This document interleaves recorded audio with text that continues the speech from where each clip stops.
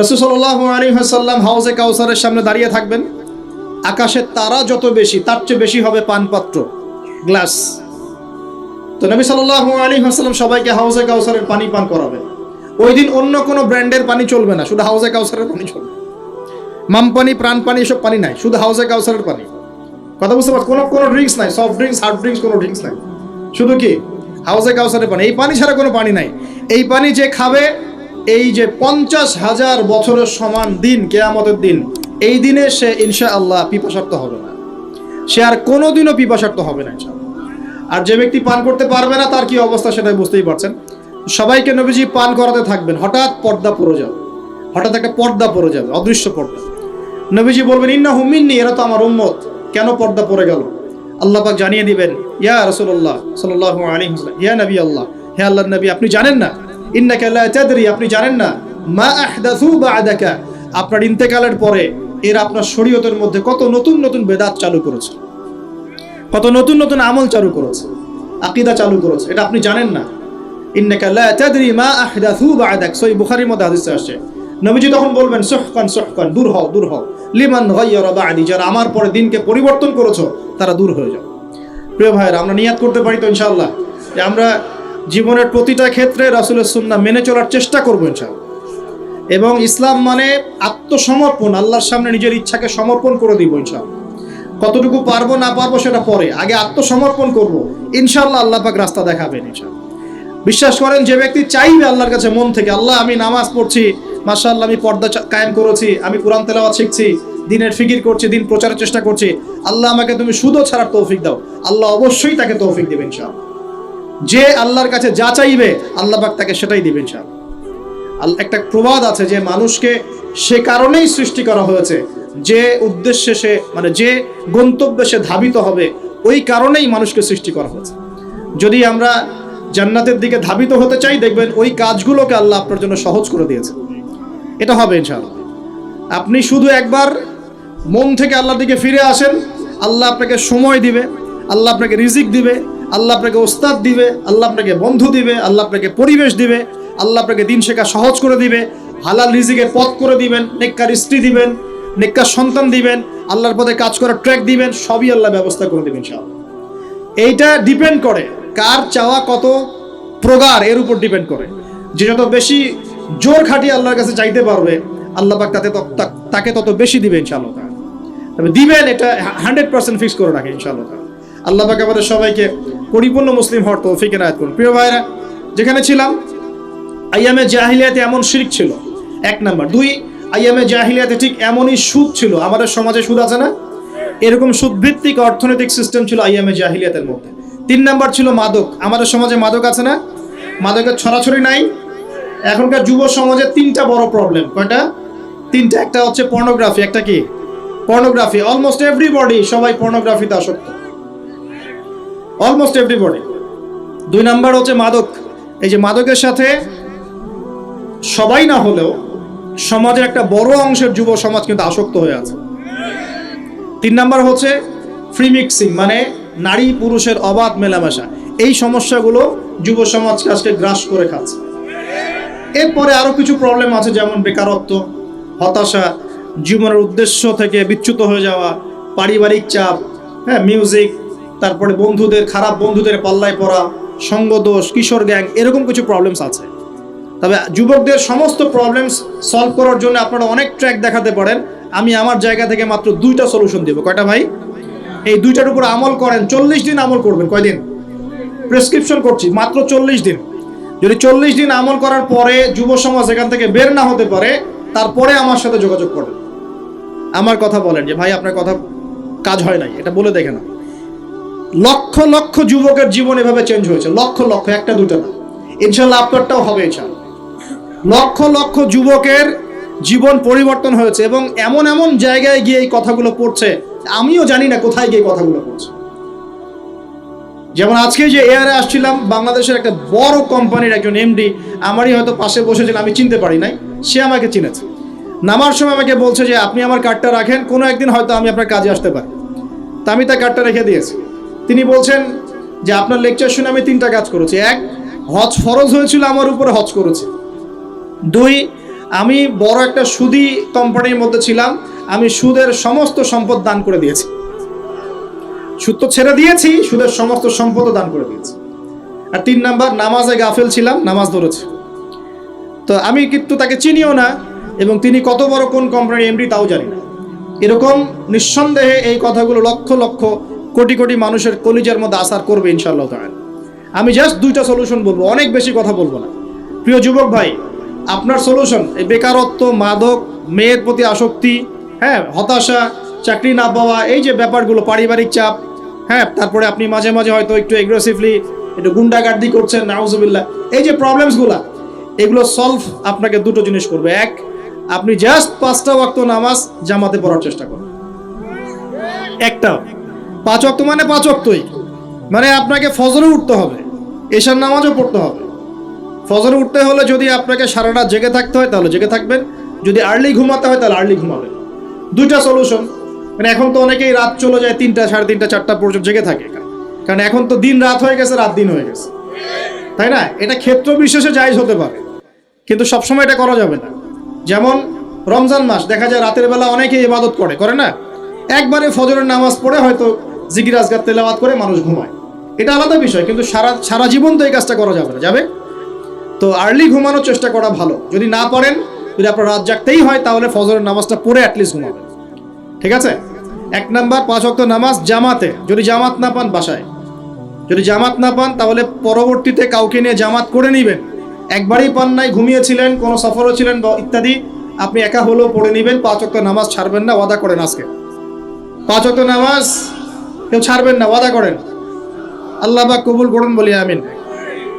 এই নামাজ, ইন্না সালাতা তানহা আনিল ফাহশাই ওয়াল মুনকার, আল্লাহ পাক নিজে বলেছেন এই নামাজ সমস্ত পাপের কাছ থেকে তোমাকে দূরে রাখবে ইনশাআল্লাহ, ইনশাআল্লাহ। আর একটা কথা মনে রাখবেন, যে নবীর শান শওকত নিয়ে আমরা আলোচনা করেছি এবং করতে যাচ্ছি।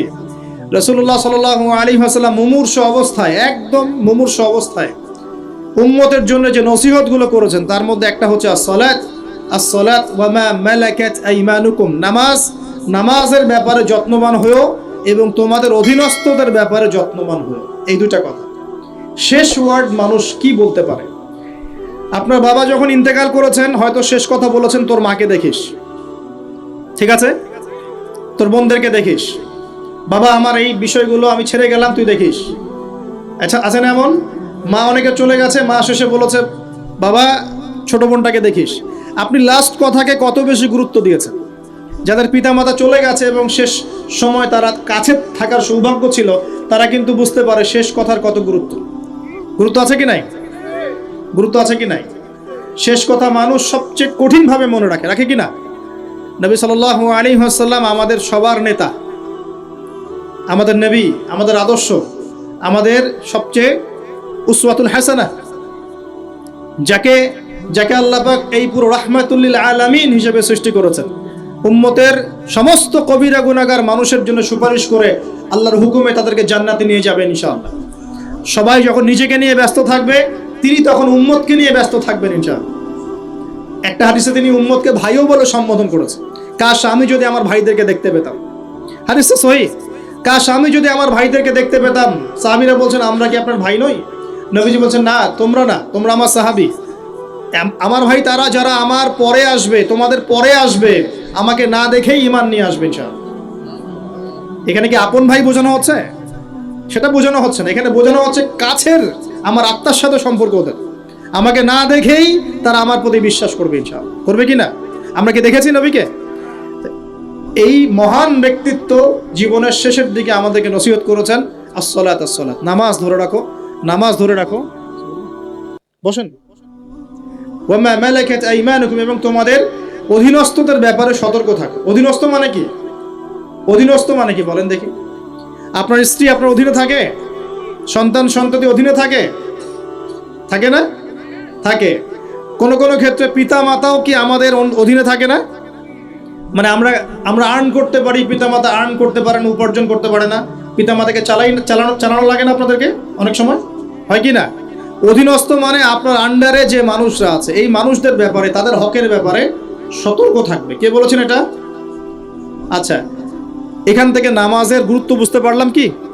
যুব সমাজের সলিউশন 1 নাম্বার 5 ওয়াক্ত নামাজ জামাতে পড়ার চেষ্টা করবেন, আল্লাহ পাক তৌফিক এনায়েত করুন বলে আমিন। 2 নাম্বারটা হচ্ছে আমার সামনে একটা কিতাব আছে, কিতাবটার নাম কি সবাই পড়তে জানি ইনশাআল্লাহ? কারা কারা পড়তে জানেন না অনেস্টলি হাত তোলেন দেখি। জানেন না? আপনারাই জানেন না?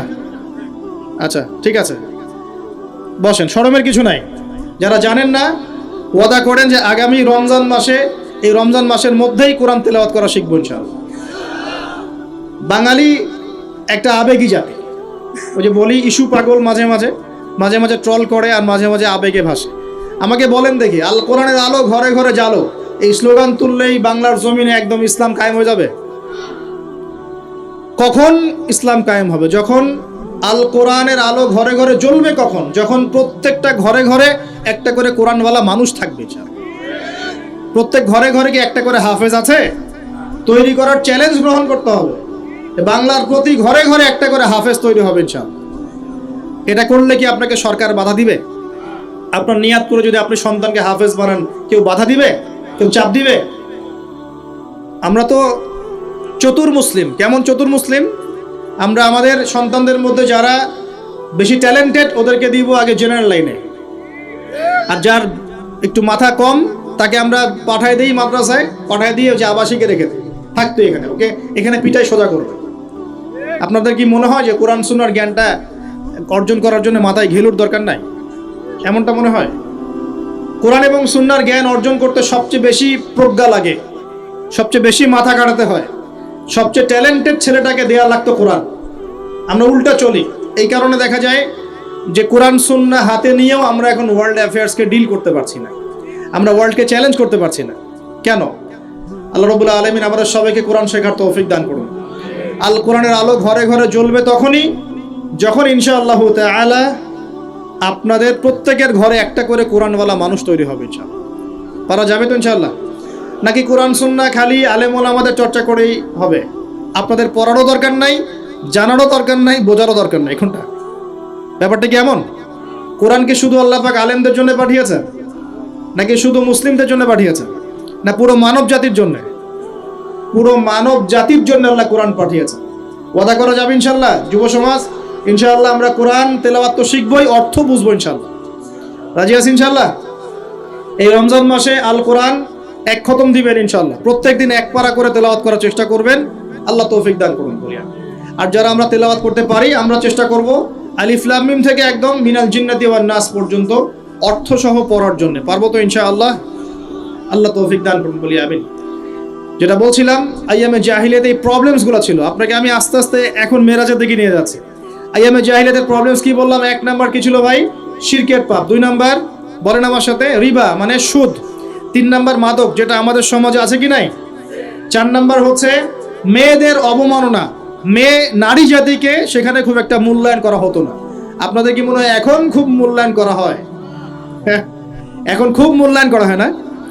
এখন মূল্যায়ন করা হয় ঠিকই, কিন্তু তাদের দেহটাকে কিসে মূল্যায়ন করা হয়? এই দেহটাকেই মূল্যায়ন করা হয়, তাদের ডিগনিটি, তাদের সম্মানকে মূল্যায়ন করা হচ্ছে না। আমরা কত বড় ভণ্ড দেখবেন, নারী অধিকারের কথা বলি কিন্তু পতিতালয়গুলোকে বন্ধ করি নাই। আমরা যদি সত্যি তাদেরকে ভালোবেসে থাকি, তারা যদি আমাদের সমাজের অংশ হয়, আমাদেরই কারো মা, কারো বোন, কারো আত্মীয় হয়ে থাকে, তাহলে আমরা কি আমাদের অর্থ দিয়ে তাদেরকে কর্মসংস্থানের ব্যবস্থা করে দিতে পারতাম না? কয়জন এই কাজটা করেছে? কয়জন এই কাজটা করেছে বা করার হিম্মত দেখাচ্ছে? ওদেরকে রেখেও দিবে, তাদেরকে ভোগও করবে, করে আবার ওদের অধিকারের আন্দোলনও করবে। কত বড় ভণ্ড জাতি চিন্তা করবে। আমরা একটু নিয়াত করতে পারি তো আমরা আমাদের অর্থ সম্পদ থেকে, আমরা প্রয়োজনে আমাদের পলিটিক্যাল পাওয়ার কাজে লাগিয়ে, আমাদের এখানে যারা অনেস্ট মেম্বার, চেয়ারম্যান, এমপি সাহেব থাকবেন, তাদের পলিটিক্যাল পাওয়ারটাকে কাজে লাগিয়ে আমরা আমাদের এলাকাগুলোর মধ্যে সমস্ত অনৈতিক কাজগুলো বন্ধ করে দেব এবং ওইকে আমরা ভালো কোনো কর্মসংস্থানের ব্যবস্থা করে দিব। দেখবেন কোনোদিনও শেষের ছাই এই পথে পা বাড়াবে না ইনশাআল্লাহ। কোনো মেয়ের কি এই কাজ করতে ভালো লাগে আপনার মনে হয়? কোনো মেয়ে চায় না যে সম্মান বিক্রি করে খেতে হবে, হয়তো পেটের দায়ে বা সামাজিক অন্ধকার জগতে পা বাড়িয়ে দালালের খপ্পরে পড়ে, বা এই যে নারী লিপ্সু কিছু পুরুষ মানুষের খপ্পরে পড়ে এই পথে চলে গেছে। এরা যদি আমাদের আত্মীয় হতো, আমাদের বংশের কেউ হতো, আমাদের কারো মা, কারো বোন, কারো স্ত্রী হতো, তাহলে কি আমরা সমাজে মুখ দেখাতে পারতাম? আমরা কি পশ্চিমা হয়ে গেলাম নাকি? পশ্চিমাদের সমাজে এগুলো জায়েজ। পশ্চিমা সমাজে একটা মানুষ, একটা ছেলে বিয়ের আগে 15-20টা মেয়ের সাথে, জানেন এগুলা? রিপোর্ট দেখেন, পশ্চিমা সমাজে প্রতি 6 মিনিটে একটা করে মেয়ে ধর্ষিত হয়। ফ্রি মিক্সিং পর্নোগ্রাফি ওখানে জায়েজ। $92 বিলিয়ন ব্যবসা করে এক বছরে তারা পর্ন ইন্ডাস্ট্রির মধ্য দিয়ে। রিসার্চ করে দেখেন, ওদের ওখানে সমকামিতা বৈধ, ছেলে ছেলের সাথে জেনা করতে পারে না। এমনি কি ভূমিকম্প আসে? এইসব পাপের কারণেই তো আসে। আল্লাহর আযাব গজব কি এমনি আসে? এইসব কারণেই তো আসে। আর এই পাপগুলো তো আমরা এখন আমাদের সমাজে এগুলো জায়েজ করে নিচ্ছি না। ওরা সারা বিশ্বে সুদকে ছড়িয়ে দিয়েছে, ওরা ছড়িয়ে দিয়েছে। সারা বিশ্বে পর্নোগ্রাফি কারা ছড়িয়ে দিয়েছে? ওরা ছড়িয়ে দিয়েছে। সারা বিশ্বে ফ্রি মিক্সিং কারা ছড়াচ্ছে? ওরা ছড়াচ্ছে। প্রত্যেকটা সেক্টরে ফাসাদ সৃষ্টি করেছে এরা। এই জন্য বলি আমি মাঝে মাঝে যে ইয়াজুজ আর মাজুজ আছে না, দুটা প্রজাতি, এদের খাসলত চরিত্র এদের মধ্যে পাওয়া যায়। ইয়াজুজ আর মাজুজ সারা বিশ্বে ফাসাদ সৃষ্টি করবে।